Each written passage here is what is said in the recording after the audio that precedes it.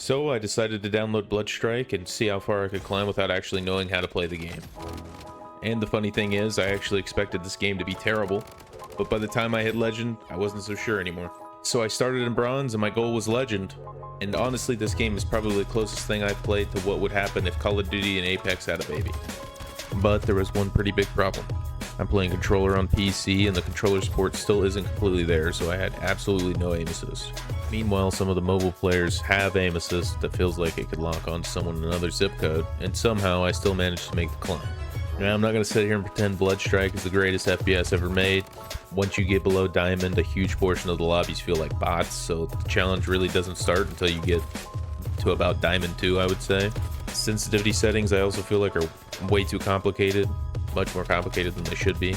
For a completely free game, the game actually feels pretty smooth, and there's a surprisingly solid player base. The gun skins and camos look sick. There's absolutely no shortage of events, collaborations, and updates. So after going for Bronze all the way up to Legend, I figured I'd show you some of the games from the journey.